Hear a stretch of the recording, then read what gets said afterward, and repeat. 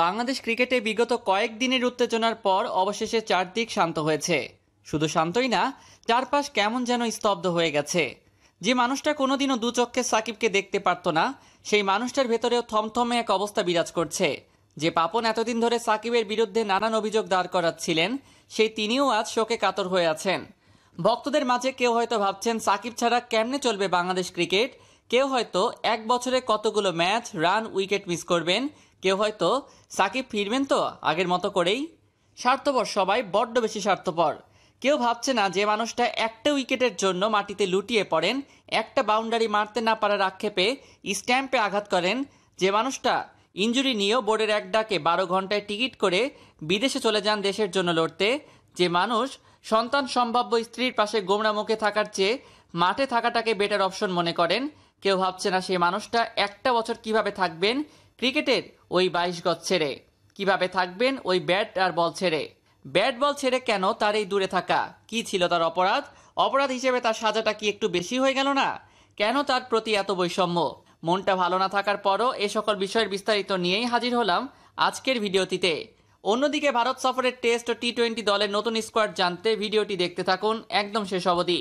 ICC দুর্নীতি দমন আইনে 3টি অভিযোগ গ্রহণের পরে সাকিব আল হাসান নিষিদ্ধ হন।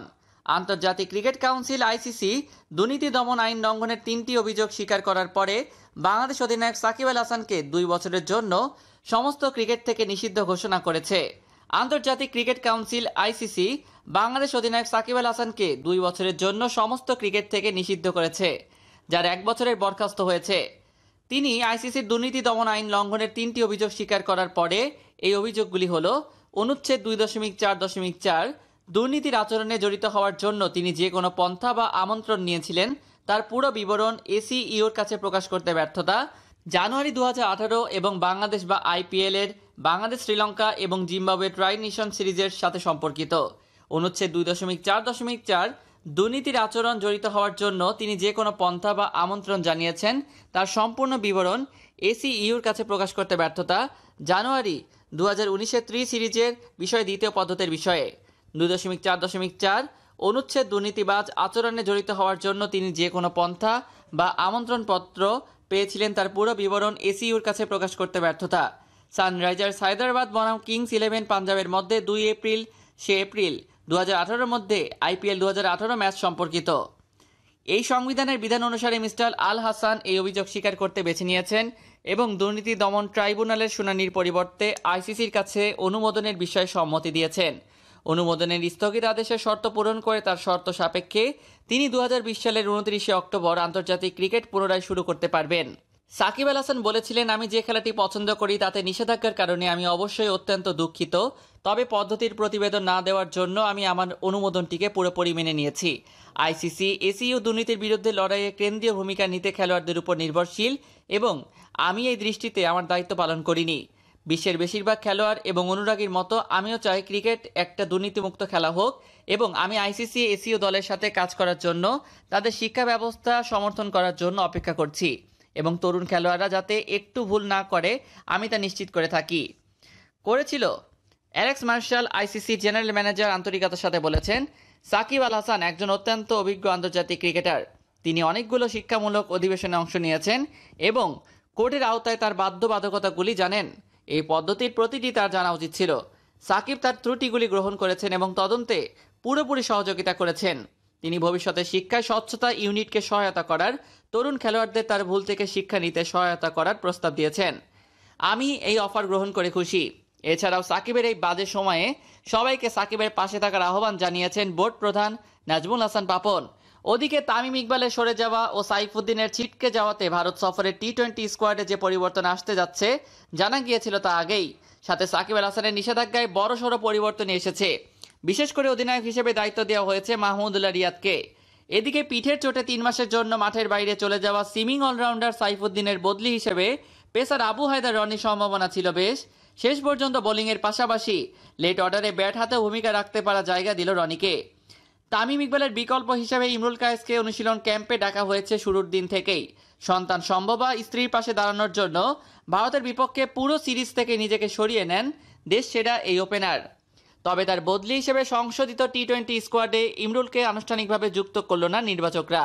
তার জায়গায় সুযোগ পেলেন মোহাম্মদ মিঠুন। ভারতের বিপক্ষে সংশোধিত টি-20 স্কোয়াড: মোহাম্মদ মিঠুন, মোহাম্মদ নাইম শেখ, সৌম্য সরকার, লিটন কুমার দাস, মুশফিকুর রহিম, মোসাদ্দেক হোসেন সৈকত, মাহমুদুল্লাহ রিয়াদ অধিনায়ক, মুস্তাফিজুর রহমান, শফিউল ইসলাম, আরাফাত সানি, আলামিন হোসেন, আমিনুল ইসলাম বিপ্লব, আবু হায়দার রনি, আফিফ হোসেন ও তাইজুল ইসলাম। টি-20 দলের অধিনায়কত্ব মাহমুদুল্লাহর কাঁধে বর্তালেও টেস্টে সে দায়িত্ব যাচ্ছে মুমিনুল হকের কাছে। আফগানিস্তানের বিপক্ষে একমাত্র টেস্টের দল থেকে অধিনায়ক সাকিব ছাড়াও বাদ পড়েছেন ওপেনার সৌম্য সরকার ও পেসার তাসকিন আহমেদ। ঘরোয়া লীগ ও বিসিবির অধীনে বিভিন্ন দলের হয়ে দুর্দান্ত খেলা সাইফ হাসান প্রথমবার টেস্ট দলে জায়গা করে নিয়েছেন। আগে জানা গিয়েছে টেস্ট দলে বেশ ভালোভাবেই বিবেচনায় আছেন বাঁহাতি ওপেনার ইমরুল কায়েস। ঘোষিত স্কোয়াডে ওপেনার হিসেবে জায়গাও মিলেছে ইমরুলের। আফগানিস্তানের বিপক্ষে টেস্ট ম্যাচে বিশ্রামে থাকা মুস্তাফিজও ফিরেছেন কোহলিদের বিপক্ষে টেস্ট সিরিজে।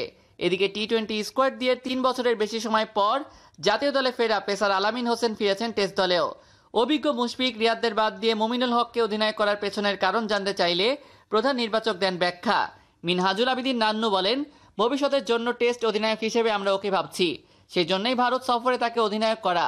ভারতের বিপক্ষে 2 টেস্টের বাংলাদেশি স্কোয়াড: সাদমান ইসলাম, ইমরুল কায়েস, সাইফ হাসান, মুমিনুল হক অধিনায়ক, মুশফিকুর রহিম, লিটন কুমার দাস উইকেট রক্ষক, মাহমুদুল্লাহ রিয়াদ, মোহাম্মদ মিঠুন, মোসাদ্দেক হোসেন সৈকত, মেহেদী হাসান মিরাজ, তাইজুল ইসলাম, নাইম হাসান, আবু জায়েদ চৌধুরী রাহি, এবাদত হোসেন, মুস্তাফিজুর রহিম ও আলামিন হোসেন। আবারও ফিরে যাক সাকিব ইস্যুতে।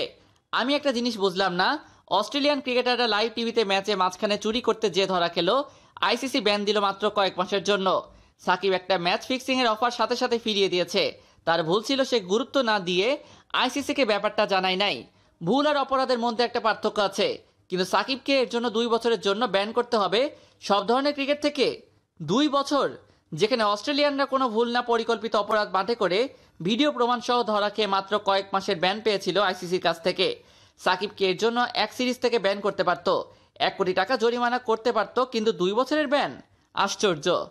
আমার মতে অস্ট্রেলিয়ানদের অপরাধ বেশি বড় ছিল, কেননা তারা মাঠের খেলায় আসলে একটা অপরাধ করছিল, চিটিং করছিল, ক্যাপ্টেন সহ পরিকল্পিতভাবে। আইসিসির এই আইন অদ্ভুত এবং বাজে, এর পেছনে আসলে অনেক হাত থাকতে পারে। সাকিবের বিশ্বকাপের পারফরম্যান্সের পর যেন তাকে আটকিয়ে ফেলা গুরুত্বপূর্ণ হয়ে গিয়েছিল। অস্ট্রেলিয়ানদের 12 মাসের ব্যান আইসিসি দেয় নাই, তাদের বোর্ড বাড়িয়ে দিয়েছিল, কিন্তু সেই সময় তারা লিগ খেলতে পারত, যেমন বিপিএল খেলে গিয়েছে, এটাই বা কম কি? কিন্তু সাকিবকে 2 বছরের জন্য সব ধরনের ক্রিকেট থেকে ব্যান করা হলো। যাই হোক, সাকিব আল হাসান ফিরবেন বাঘের মতো করেই। অপেক্ষা শুধুই সময়ের। 365টা দিন হয়তো 1000 বছরের সমান মনে হবে, কিন্তু সাকিবের প্রত্যাবর্তনের অপেক্ষায় থাকবে 17 কোটি মানুষের 34 কোটি চোখ। আমরা বাঙালি যদিও বারবার স্বার্থপরতার পরিচয় দিচ্ছি, তবুও গোবরে যেমন পদ্ম ফোটে, তেমনি কিছু মানুষ আছে এই সমাজে যাদের দিনের শুরুটা হয় আপনাতে আর শেষটাও আপনাতেই। ওরা আপনাকে হতাশ করবে না যদি কোনো পদ্ধতি থাকে, যদি কোনো সম্ভাবনা থাকে, যদি কোনো পথ থাকে, তবুও তারা রক্ত দিয়ে হলেও আপনার জন্য যা করা প্রয়োজন তাই করবে। ভাই, তোরা কাঁদছিস কেন? কাঁদিস না।